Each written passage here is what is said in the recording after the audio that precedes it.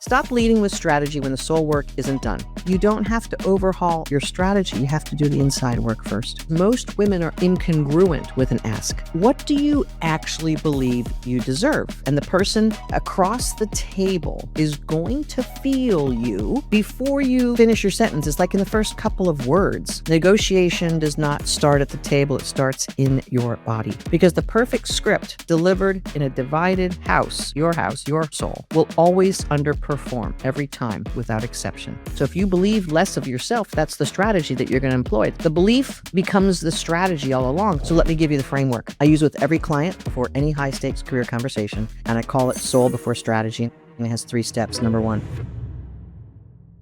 Enough already. You've worked harder, stayed later, smiled through it, you've shrunk yourself, you've overexplained yourself, you've apologized for yourself, and still walked away feeling like you were the problem. You weren't.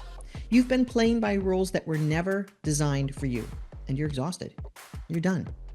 I'm Coach Mo Fall, and this is Enough Already, the podcast for women who are done performing and ready to heal, reclaim, and redefine what their life actually gets to look like when you step into your real power. No more shrinking, no more trying to be less or more, or whatever they need you to be. We're going to name exactly what happened, get free from it, and figure out what comes next. This is your space. This is your moment. Women, we are rising. Let's get into it. She had the 3-page ask. She had the data. She had the market research. She sent it to her boss on Monday. By Wednesday, she was an emotional mess. Not because the strategy failed, because nobody had asked her the question underneath the strategy. What do you actually believe you deserve?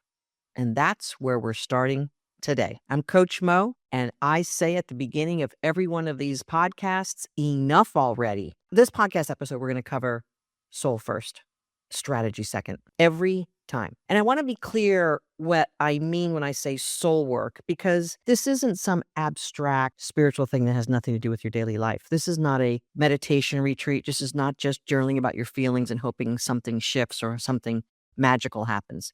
Soul work, in my methodology, is specific. It is the work of identifying the story you're running, the belief underneath the behavior, and asking 2 questions. Where did this come from? And is it actually true? And the soul work then goes about to replace and add the programming that's running to be consistent with the highest version of you. You got to get the other stuff out of the way. Right before this podcast episode, I was cleaning my glasses. And if you're a glasses wearer, you know what I'm about to say. I clean my glasses 3 or 4 times a day. How do they get so dirty?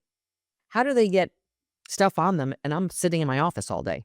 I spray them. I clean them.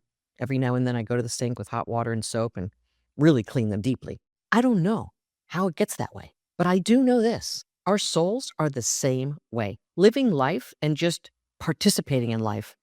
Our soul needs to be cleansed and freed up. I call it soul hygiene. That has to happen alongside getting the stuff out of the way and increasing the highest version of you. And the tools that I've created over the past 12 years as a coach came from nearly 20 years ago when I had my breast cancer journey. I found some magic in that recovery. And the tools are specific. And there are tools that I use and I coach my clients through that come from a variety of different avenues. And frankly, every personal development strategy has some tools we can lean into. It might be 5 minutes of EFT or tapping before a high stakes meeting, using your body to move the emotional weight before your mind tries to strategize over it. It might be identifying where you are on the emotional guidance scale and deliberately choosing to move up before you walk in the door, not bypassing what you feel, moving through it with intention. So you arrive at the table, at the meeting, grounded instead of armored. That is what separates soul work from mindset work. You see, mindset work says think differently. Soul work says feel it, name it, move it, and then think. And when you think from your highest version of you, instead of thinking from your fears and protective mechanisms, things are completely different. Most of the women I coach are running a story that sounds like one of these. I should be grateful for what I have. Asking for more will make me look difficult, and I'm not quite ready. If I push too hard, I'll lose what I already have. Maybe they're right, and I'm really asking for way too much. None of these stories were earned. Every single one of them has been handed to a woman by a system, a culture, a manager, a performance review, a parent, a coach, a teacher, a lifetime of messages about what a woman who wants too much looks like. We don't want to be the one who asks for too much. We don't want to be the greedy, arrogant person in the room. We run from that. And then when a woman walks into a negotiation with that baggage in her body and in her entire persona, that's why the strategy doesn't work, because most women are incongruent with an ask. Most women don't feel worthy and don't feel confident about what they're asking for, even though they have the data. They're usually hiding under their incongruency. And so the strategy is not really the problem. So I want to tell you about a woman named Jennifer. Jennifer has graciously allowed me to share her story, and I'm grateful because it illustrates everything I've been trying to say about this work better than any framework alone ever could. Jennifer is a senior IT leader with 20 years of experience. She's brilliant. She's accomplished, the kind of professional who has delivered results her entire career and has the receipts to prove it. Jennifer came to my work the way a lot of clients do, frustrated, clear that something wasn't working, and initially convinced that the problem was tactical. She needed better negotiation language. She needed a stronger business case. She needed a different approach to the conversation she'd been trying to have most of her career, actually. And so this wasn't really the problem. The way I see it, the problem was underneath all of this stuff. And she had been trying to have this conversation with her organization longer than she thought was appropriate. And she wasn't wrong that those things mattered. She was wrong about where the problem started. When Jennifer first connected with my work, she did something that most coaching programs never ask for. She told her entire career story from the beginning. Every point, moment, and then something changed. Every chapter and what it meant to her. And then she saw. And when you do that, when you actually lay out the full arc of your career and look at it, patterns emerge that you cannot see when you're like living inside of them. That's when we have blind spots. We can't see outside of our stories. So Jennifer had two recurring themes that had been running through her entire career. Two patterns that have shaped her decisions, her relationships, her ceiling, sometimes as fuel, sometimes as weight, without her ever having named it. Because the naming is where the soul work starts, not in a strategy document, in the story. So I want to tell you what happened next, because this is the part that illustrates everything I'm talking about today and everything I talk about on our podcast episodes.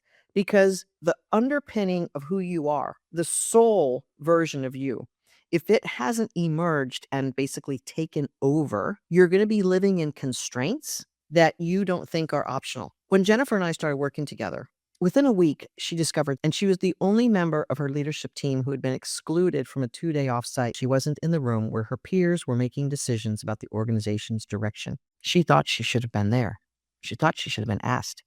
In her own words, she was an emotional mess. I want to stay here for a moment because this is important. The instinct that most professional women have been trained into is to move past the emotional mess, move past it as quickly as possible, compartmentalize it, be professional, don't let them see that it affected you, get strategic. And that instinct, while understandable, is exactly what keeps women stuck. You see, that instinct is a fear response. It's the flight, it's the freeze. Because when you skip the processing, when you go straight from the wound to the tactic, you bring the wound into the discussion, and it comes out in your voice. It comes in how you frame and hold your body and your conversation. It comes out in the energy underneath your words. And it undermines the strategy before you've ever finished your first sentence. You're telegraphing your wound. And the other person may not know what they're picking up on, but they're picking up on it. They don't have a consciousness of it. Most people don't. There's a movement that they're feeling and that they're responding to. So what Jennifer needed before she could have any productive strategic conversation about her career was to actually feel and process what that exclusion meant, what story it was confirming for her. And that's not a weakness. That's the prerequisite for strength. That is what we need in order to build ourselves up. By Friday, 2 days later, Jennifer had a calm, clear, strategic conversation with her boss about exactly what it would take for her to become a VP, because that's why she wasn't there. Her boss was actually delighted that she asked about it. 2 days from emotional mess to strategic clarity, not because Jennifer suppressed what she was feeling, because she processed it first and understood what story it was triggering, challenged that story, and then from a grounded place, built the strategy. And that is soul first. I want to talk or walk you through what actually happened between Wednesday and Friday. Because it highlights something that I have recently decided to do. Jennifer's example, a concrete example that you can use. When Jennifer brought the Wednesday situation into her coaching, the first thing we did was not build a response strategy. What we did was name what had happened and what it had stirred up. That was a real professional exclusion. It communicated something about how you're being seen in the organization right now. And it landed on top of a story that had always been running about belonging, about whether the seat at the table is really yours, whether you're worthy of it, or whether you're invited in. And we named that story and where it came from. We challenged it with evidence because Jennifer had evidence, stacks of it, 20 years of delivered results and professional impact. And we separated what the incident said about the organization from what Jennifer had started to let it say about herself. Then and only then we built the strategy. And here's what shifted when we did it in that order. Jennifer walked into that Friday conversation not as a woman who was hurt, trying not to show it. She walked in as a woman who was clear about her value, clear about what she was asking for, and clear about the fact that she was not asking for a favor. It was a fact and a deep alignment, and her boss felt that. This is the difference between strategy with soul and strategy without it. Or dare I say, strategy with wounds. It's not just the words, it's what's underneath. Words carry an energy. You know when someone's speaking to you from their own insecurities and fears, or when they're speaking to you from an abundance of confidence and alignment. And I'll also tell you this, Jennifer's initial approach before we worked it through was too personal. It was about why she was excluded, why me, martyr, victim. And she was going to lead with how the exclusion made her feel. Your boss doesn't really care about that. That's your business. Scrap that. Not because her feelings weren't valid. They were completely valid to her, but because her feelings for processing the conversation with her boss needed to be about business. And that might sound like compartmentalizing to a lot of people listening to this.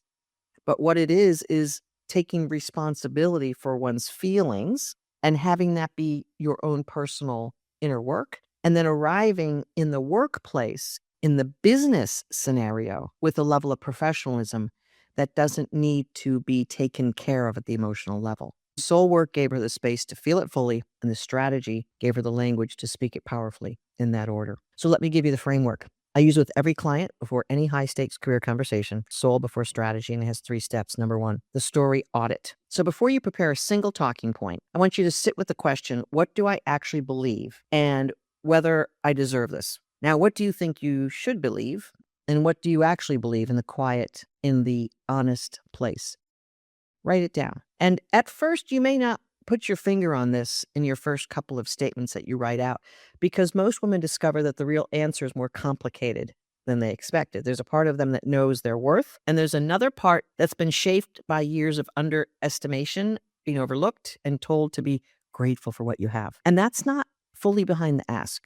You cannot negotiate it from a divided house. I call it split energy. The story audit is how you find out where that division is. Step 2 is the evidence confrontation. Take the story you found in step 1, limiting one, the one that says you're asking for too much or that you're not quite ready, and put it in a room with your evidence. Sort of like that story is on trial. And not your job description, your impact, the specific outcomes, the receipts you have for your great work, the moments where your presence changed the trajectory of something, the results that happened because you were there, you were on the team. Most women have more evidence than they've ever allowed themselves to claim. And this is something that we really dig deep in our step 2 of our career coaching. Come up with the exact evidence, the challenge, the actions that you took, and the results, specifically, pointedly, quantifiably. The evidence confrontation is a brag exercise. It's a truth exercise.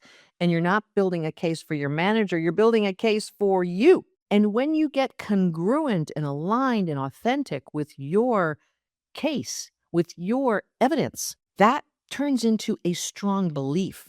And when the story you're telling yourself matches the record of what you've delivered, something shifts. The ask stops feeling like a reach and starts feeling like something that needs to be corrected. Step 3 is a body check.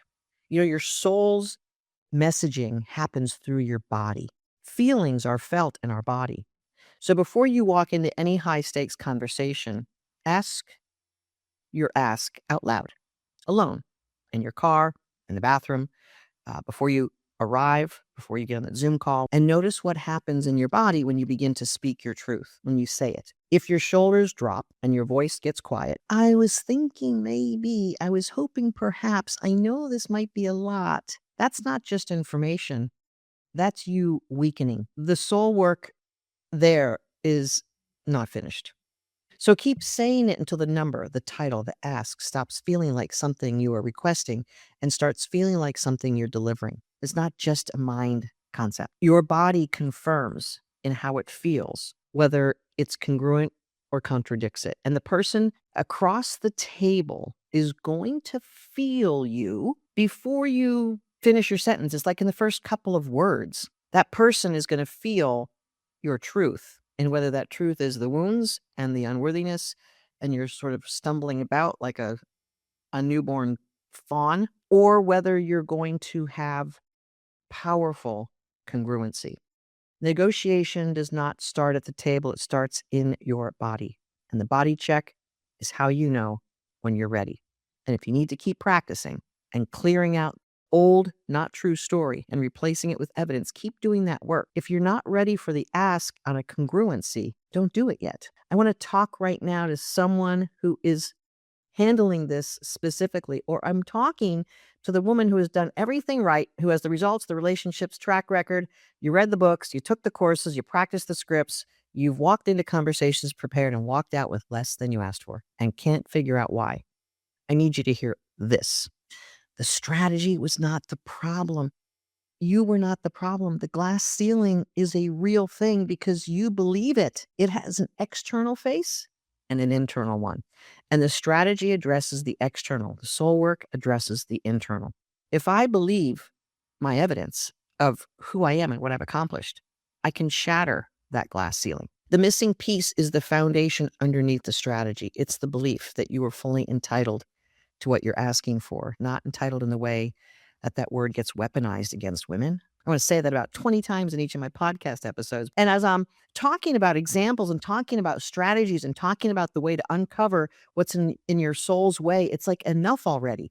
Women, hear me loud and clear. We have been acculturated, programmed, and conditioned to believe the lies about the fact that we're not capable. We have got to feel entitled in the truest sense, entitled in the sense that as a professional with a track record, we are entitled to what we're asking for because it's an accurate representation of our track record, of our power, of our truth, and a correct reflection of what you've delivered and what the market is paying for that. And I want to say what the market owes you, but that's sort of a victim martyr language. You see what I'm saying? The market doesn't owe you anything, but the market pays for results, track record, experience, and confidence. That's where the soul work matters so much because it is the fuel behind all of the data and all the info. The soul work is necessary because that's where your power really is.